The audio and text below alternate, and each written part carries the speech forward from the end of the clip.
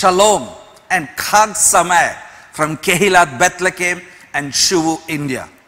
I want to bring greetings to you in the name of our Master Yeshua to the night of the bride, all the way from India, where Thomas the Apostle comes from. Rabbi Shaul, in his letter to his disciple Titus, in Titus chapter 2, verses 11 through 14, it says over there, "For God's grace, which brings deliverance, has appeared to all people." Verse 12, it teaches us, the grace of God teaches us to renounce godlessness and worldly pleasures and to live self-controlled, upright and godly lives now in this age, while continue to expect the blessed fulfillment of our certain hope, which is the appearing of the Shekinah of our great God and the appearing of our deliverer, Yeshua the Mashiach. Verse 14 goes on to say, "He gave himself up on our behalf in order to free us from all violation of the Torah." Remember, it is only violation of the Torah he has freed us. He has not set us free from the Torah itself. "And purify for himself a people who would be his own, eager to do good works." Now, before we can even talk about what the bride should do, or how the bride can prepare herself with the gown of many colors in this evening, I want to talk about when we contemplate Shavuot, what Shavuot is all about. Shavuot has basically three major highlights. Number one, it commemorates the Matan Torah, the giving of the Torah. The word, what we call Matan, is meaning it is the gift that God gave. You know, when someone gives you a gift, you do not deserve it. You didn't earn it. It is a gift. Mashiach, for that matter, in the New Testament, in the Brit Chadashah, is called Matan. No one deserves the Mashiach. He is a gift from God.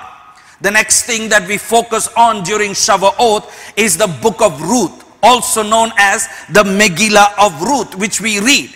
The story of Ruth is such a powerful story where it basically tells about how Ruth, who was a Ger, someone from the nations who desired to become grafted in to the Jewish people and to Israel. And Shavuot also marks a time when the Ruach HaKodesh, the Holy Spirit, was poured upon the Jewish people, as we read in the book of Acts chapter 2. For many Christians celebrate the concept of Pentecost. But for many Christians, Pentecost is an isolated event that marked the birth of the church. That's how it is taught, and that is how it is brought down in most Christian institutions. And the reason why I say that Pentecost is treated as an isolated event is because Christianity views Pentecost as a paradigm shift, which means away from the Torah. It is completely done away with. It is isolated. It is moved away.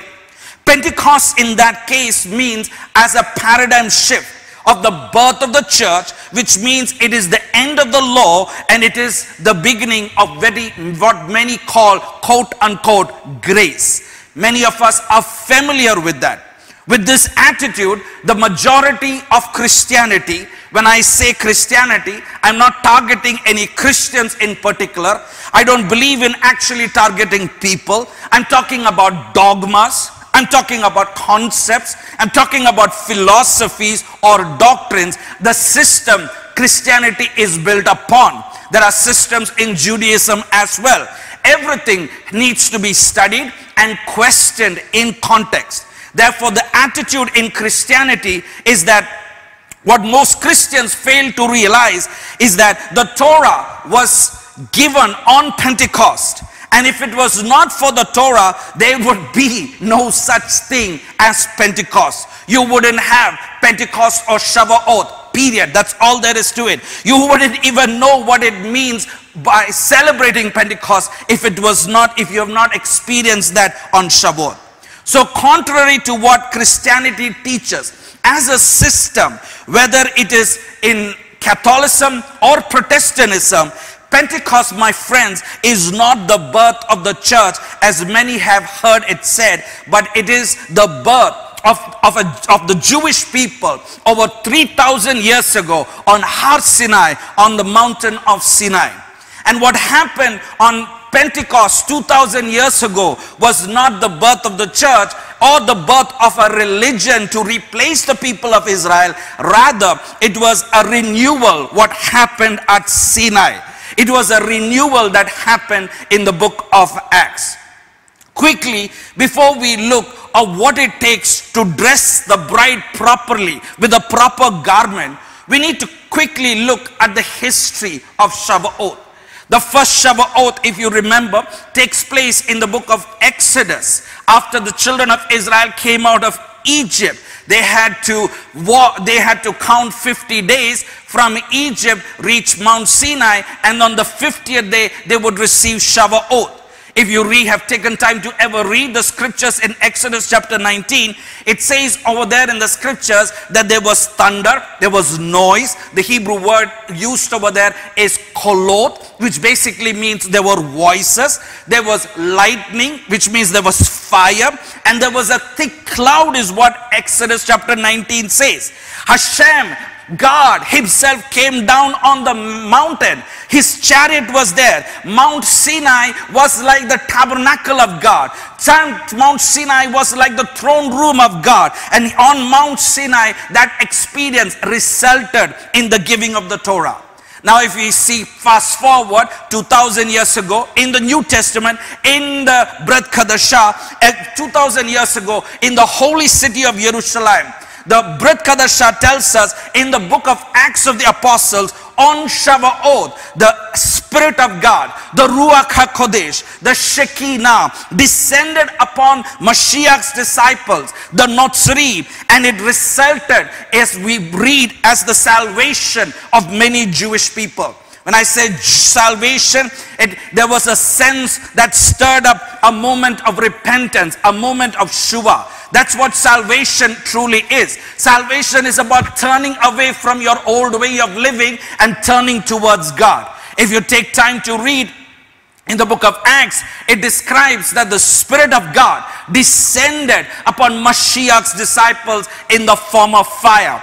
Acts chapter 2 very clearly says, again, over here, there was voices, there was fire, there was clouds. So what do we see? What happened in Exodus chapter 19 is with the giving of the Torah is the same thing that happened over here in the book of Acts by the giving of the Spirit.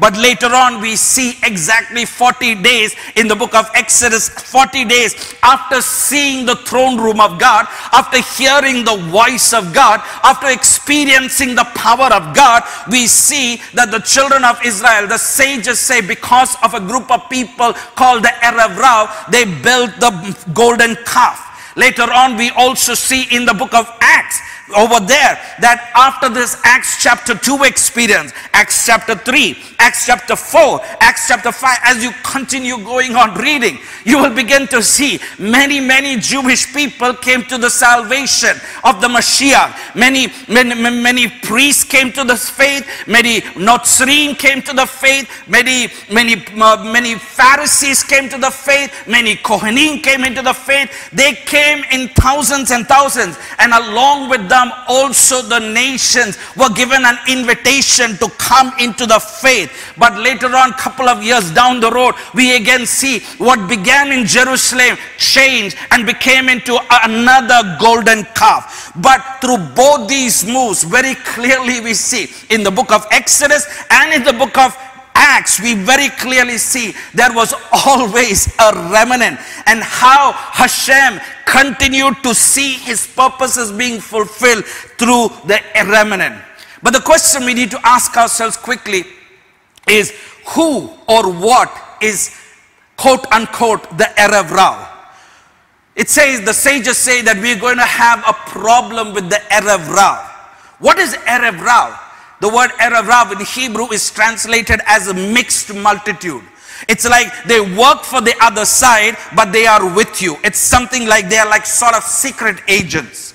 These are the ones that caused the golden calf at the time in the wilderness. The sages say that the Erev Rav is what is going to make the nation of Israel fail in the end of days. I like what Rabbi Chaim Vital, who is the student of the Arizal, in his book Etz Chaim, what he says concerning the Erev Rav. He says that most of the leaders will be Erev Rav. So it can be politicians, it can be presidents, it can be generals. Even in Israel and even in the religious community, majority of the leaders would be Erev Rav, including the Jewish community and the non-Jewish community. So it is easy to hide behind a religious exterior and know a lot of Torah and then ridicule somebody and then throw them out because they are bothering you with what they say. The same thing, my friends, is there in the Christian world, in the church. We are quick to judge. We are quick to criticize. We are quick to gossip. We are quick to slander one another. We are quick to blaspheme. We are quick to tear down our own brother who believes in the Mashiach. Remember, all that glitters is not gold. The question we need to ask is, how does one recognize the Erev Rav? How do I recognize? When you see somebody having no mercy, someone without mercy, very soon when you will understand Erev Rav. When you see someone with zero mercy, Erev Rav, secular or in the religious world. Somebody who has some type of soul, some type of neshama will have mercy. Somebody who is ruthless, who is only focused upon my agenda, either secular or spiritual, that's Erev Rav. We need to keep our eyes and mind open. You know what's the problem? We are all righteous souls, but we all follow like sheep. Erev Rav, we follow, we don't use our brains, we don't want to think, we just want to follow the crowd. At the time of the golden calf, there were only a few thousand people, but everybody followed. Why do you think they got stuck in the desert, in the wilderness? Why do you think that Hashem wanted to destroy them? Some of us might say, but don't you know, the God of the Bible is a God of mercy. He is a God of love. He does not want to punish anybody, right? They worship, friends, remember, they worship the golden calves 40 days later after seeing God with their own eyes. We just need to listen what comes out of our mouth. What comes out of our mouth, especially those of us who claim to have an Acts chapter 2 experience. Just remember, just look at what comes of your mouth. What words that you use to speak. Hashem told Moshe, I'm going to destroy this nation. But some of us will say, but he's a God of love, right? But friends, I want you to know, I'm not saying anything bad about Hashem. All that I'm saying is that we should not be naive. We should not be gullible. We should not be foolish and say that we can do whatever we want because God is nice to us. Remember what Rabbi Shaul, what was his recommendation to Titus? Once again, let's read Titus chapter 2 verses 11 and 12. He says, Rabbi Shaul says, for God's grace which brings deliverance has appeared to all people, and the grace of God has now taught us to renounce godlessness and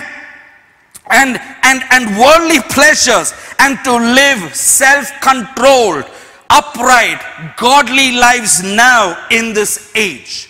We see someone teaching something which is different from my teaching, something different from my doctrine, something different from my theology. We are quick to judge. We are quick to humiliate. We are quick to throw out. Friends, if you have experienced the grace of God in your life, you cannot behave like that. Friends, if you worship a golden calf, you will be destroyed. It is not my judgment. It is what the Bible says. That's what the scripture says. It was only a small mixture of evil people. They made the golden calf. But do you know what our problem is? Everybody went after them like sheep. Very few people said, I am not part of this. I don't want to be part of this. It is called the sheep syndrome. Another problem was that nobody protested. You don't protest, friends, you are part of the problem. Everybody likes to follow the crowd. Do you remember what the Master himself says? Go in through the narrow gate, for the gate that leads to destruction is wide, road is broad, and many travel it. But he goes on to say, but it is a narrow gate and a hard road that leads to life, and only a few find it. So when we hear something which we have not heard before, when we hear a new understanding of the scriptures, people are being ridiculed, people are being attacked, people are being mocked, but no one dares to open their mouth. If you don't protest against the evil, when I say evil, Lashon Hara, what is Lashon Hara? Evil talk. When I don't protest against gossip, when I don't protest against slander, doing evil talk or evil doing of one person against another, you are just as guilty as them. If one group gangs up another group or person for no reason, and no one says anything, you are just guilty as them who have done it, because the theology sounds different or because the doctrine sounds different.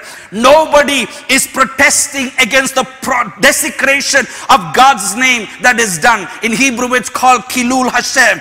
Friends, let me encourage the body of Mashiach on this Shavuot, on this Pentecost. Come, let us learn together, let us reason together, let us discuss, and let us be like the Bereans in the book of Acts, and let us understand what we are teaching and what we are understanding, and let us clothe ourselves with the right garments so that we can prepare the banqueting table of the Lord in these days and times. But what is our problem? No one is screaming to no one is screaming to the other person, stop this kind of unruly behavior. Nobody is telling your brother, stop your idolatry, stop with how you treat the other person. No one is protesting. No one wants to protest. No one wants to stand up. No one wants to stand up for some type of morals. Then, friends, you and I are just as guilty. The question this morning, this evening is, what should we do? What is the solution? How should the bride be ready? First of all, number one, we need to remember everything was created in this world that was created. It was created by speech. If you look in the book of Genesis, you go on to say, God said, Hashem said. Everything that was created with speech. In other words, we need to know, do you walk the walk? Do you know what was the only thing that was not created with speech? It was man. You and I were not created with speech. It says over there in Genesis, let us make man. Why? Why is everything made by speech, but man is made by action? Because we have to do action. Talk is cheap, but walk the walk. So what do we do? Remember what Moshe told the people. If you want to come out of Egypt, you have to do something. Not talk, but action. The first thing we need to do, if we have to be prepared as the bride, the first thing we need to do, Psalms 51:19 says that the sacrifice of God is a broken spirit. The first thing we need to do is shuvah. Teshuvah means repentance. You need to do serious shuvah of your sins. Serious shuvah for your sins, for your attitude, for our lifestyles, for our wrong belief systems, for our doctrines. Friends, if you truly experience Mashiach, you will truly experience a transformation like Zacchaeus in the New Testament. The problem with most of us is we do not know what shuvah is. We do not know what repentance is. Serious shuvah for our actions. Serious shuvah for the words that have come out of our mouth. Shuvah, repentance for our attitudes. Repentance for our lifestyles. Repentance for our behavioral behaviors. Repentance for our judgmental attitudes. You can go through the list and you do serious shuvah. You know why? Because Hashem wants it. Hashem will accept it. The sacrifices of God are a broken and a contrite spirit. Realize what you did, admit it, and do shuvah. Do you have unforgiveness to one another? Do you have bitterness to one another? Do you have unforgiveness towards yourself? Do you have rejection? Do you have hate without a cause? Do you not respect one another? No matter if he believes in what you teach or not. Can we learn to respect one another just for the sake of Mashiach? Can we respect our other believers in the body of Christ? In India, can we respect one another?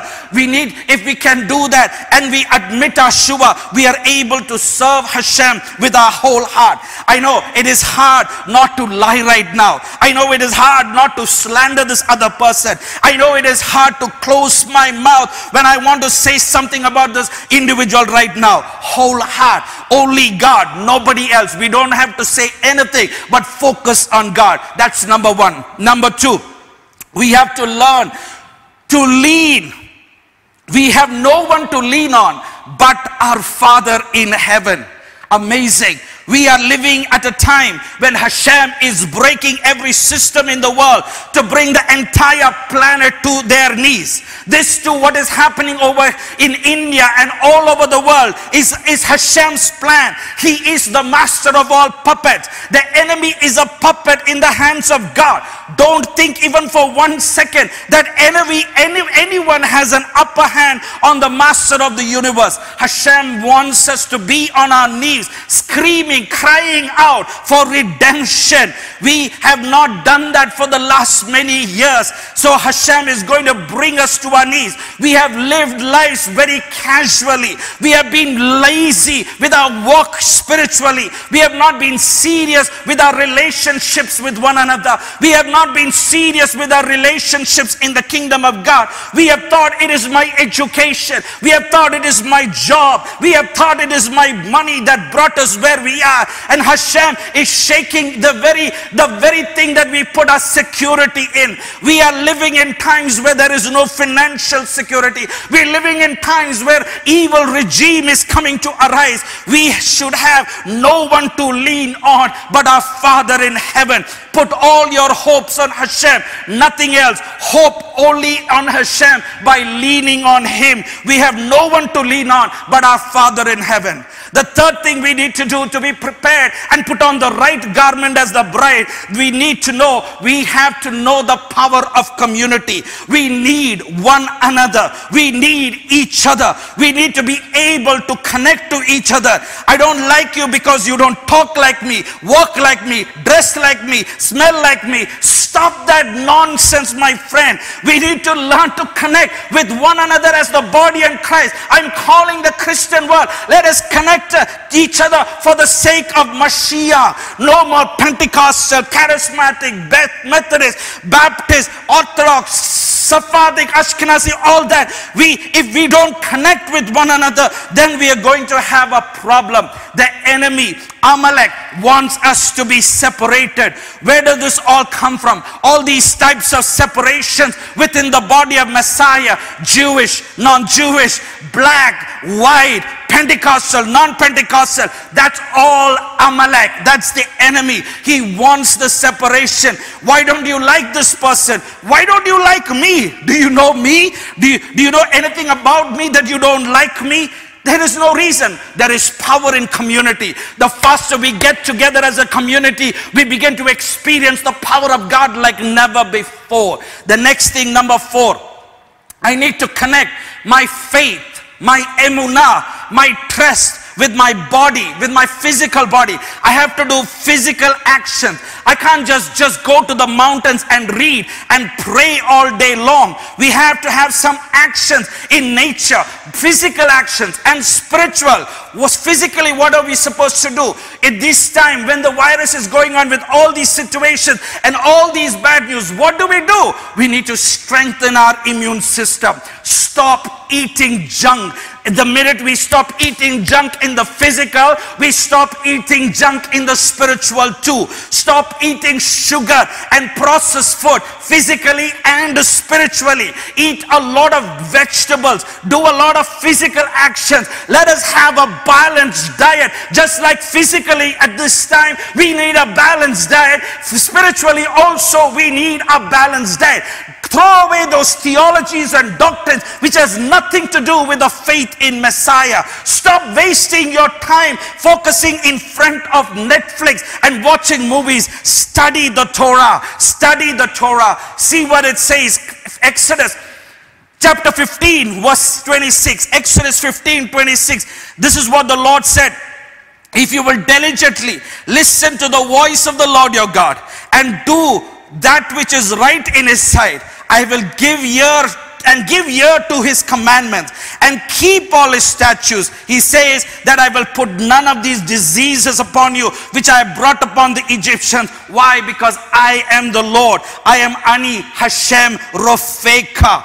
Ani Hashem Rofeka. If we can have a balanced diet physically and spiritually, we will experience Hashem like never before. Number 5, when Jacob wanted to reveal the end of days to his kids, you know what he told them? He told them in Genesis chapter 49, he says, gather yourself together in unity. No unity, we are doomed. No unity, we are doomed. That's our power is unity. No unity, we are doomed. That's the end of the story. Friends, we need to learn to be together.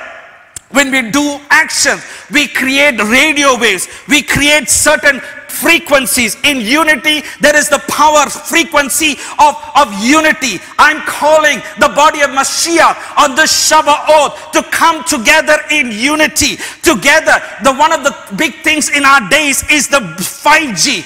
With the G, I know it stands for something, but G I'm saying is God. 5, what is 5? 5 is the 5 levels of our soul, the nefesh, the ruach, the neshama, the kaya, the yakida. Take all the 5 components of your soul and channel it like a frequency to God. If you do sins, you basically you produce low frequencies. Then Amalek can get a hold of you when you are in low frequencies. But you need to change your frequencies into high frequencies. What is the high frequency you and I have? It is not only unity, but number 6, the high frequency you and I should have is joy. It's simcha, joy, joy, joy, joy. Remember, it is a great mitzvah to have joy. Philippians 4 says, rejoice in the Lord always. And Shaul goes on to say, focus on things that are true, focus on things that are noble, focus on things that are righteous, focus on things that are pure, focus on things that are lovable and admirable and of some virtue, or on something praiseworthy. So what do? Have joy and focus on the right things. Do you know what it says in the end of Deuteronomy? After God gives all these 98 curses, you know how it concludes? In Deuteronomy chapter 28, it says that the reason all these curses is coming upon you is because you serve God with no joy, with no happiness, with no simcha. So when you have real simcha, you are producing high frequencies and the evil one has no control over you. When you have depression, you are in low frequencies. The 7th thing on how you need to prepare a gown for the bride is Revelation chapter 18 verses 1 to 5. You can read the whole, but this is all I'm trying to say. Revelation 18 verse 4 says, come my people, come out of her. Come out of unrestrained love of luxury. Come out of richness. Come out of worrying with the world. Come out of Egypt. Come out of Rome. Come out of our old justice systems. Come out of things which have nothing to do with God. Come out of our evil practices. Come out of our worldly ways of living. Come out of our our evil thoughts. Come out, because that is the only way we can move forward. How do we come out? How do we change our mindset? We change our mindset by studying the Torah. Studying God's word brings change in our mind. You remember in the book of Esther, when Haman wanted to destroy the people of God, you know what he did? He closed the synagogues. He closed the yeshivot. He closed Torah learning. There was no prayer. There was no gathering. There was no community. But what did Mordecai do? Mordecai, he taught the Torah to everyone, and there was a breakthrough. What does the psalmist say? Psalms 1, it goes on to say, they that delight in the Torah of God. That if the word of God is your delight, God's word will now become your word. Torah. It will become your Torah. And on your Torah, which is God's Torah, you should meditate day and night. You remember the promise which God gave Joshua. He told that the book of the Torah, that the word of God should not depart your mouth but you shall meditate on it day and night. You shall prosper. You shall observe everything that is written. And so what happens? God will give you breakthroughs. Number 8 and last thing, what should we do to dress ourselves to be the bride of the Mashiach during these days? Number 8, we need to cut ourselves off the sheep mentality. You cannot be a follower. You have to be a leader of your own existence. You have to learn from smart people. You cannot be sheep. The ones who were not sheep went out of Egypt. They followed a leader who was showing them the path of God. They did not worship him. They did not put him on a pedestal. How do we know that they didn't put him on a pedestal? If you look at their 40 years of their life, all they did was they were fighting with him. The question this day on Shavuot is, do you have a sheep mentality? Think for yourself. Operate for yourself. And when you do that, you will find out that there are other sheep that are not really sheep. That is the missing link that each of us have. If we have the sheep mentality, of course we can't sin. Of course we have to do shua. Of course we have to worship nobody except God. We have to do the Torah. But the other thing, the key to come out of exile, the key to come out of Egypt, the key to come out of Rome, the key to come out of Edom is that I'm not following the tukas of the sheep in front of me. I'm following Hashem. Remember what the master says. He says over there, my sheep hear my voice and I listen to them. They follow me, and because they follow me, they have eternal life. Stop following other sheep. Stop following people. Stop following principalities. Stop following systems that do not cause you to focus on God. Only Hashem can save us and get us out of the situation. Nobody can save us but God. Not any world leader, not any riots, demonstrations, mass lawsuits. This is the way the line is already. The Kadosh Baruch Hu only can help us. And when the situation worsens, you know what? Hashem will send his messenger, King Mashiach. He himself will come and redeem the world and destroy everything that is not of his kingdom. Then Hashem will be king over all the earth, and on that day Hashem will be one and his name will be one. So friends, don't despair. Don't be in a state of desperation, despair and worry. But on the contrary, be happy because we are on the winning side. Remember what the master said. Do not fear those who can kill the body but are powerless to kill the soul. Rather fear him who can destroy both soul and body in hell. You cannot be in another team and expect a redemption. You have to be on the winning team. We are on the winning team because we have the master of the universe and he has given us the tools needed for us to do it. This is not a time of despair. This is not a time of sadness. This is not a time of anxiety. We are getting ready for the days of Mashiach. We have been waiting for these days. We need to do action. We need to come out of her. We need to come out of Egypt. We need to come out of Rome. We need to cut the golden calf syndrome in our life. We need to come out of her. So it all depends if this redemption is going to happen sweet, quick and painless, or God forbid it happen. It all depends on us, friends. We can change it for the positive or for the negative. All this darkness around us, we can change just like the snap of my finger. What do? All we need to do is to have a little bit of joy, a little bit of simcha, joy when we serve God. We need to learn to love our fellow brothers and sisters like nobody else. Learn to have no hate without a cause, no baseless hatred, no sinat kinam. And we need to have unity and serve Hashem with joy and with a pure heart. To those who are fearful hearted, I want to say, do not be afraid. For the Lord your God is strong, and with his mighty hands, when you call out on his name, he will come and save. To those who are brokenhearted, I want to say on the Shavuot, do not lose your faith. For the Lord your God is strong, and with his loving arms, when you call on his name, he will come and save. May we have the grace to say no to fear. May we have the grace to say no to unbelief and doubt.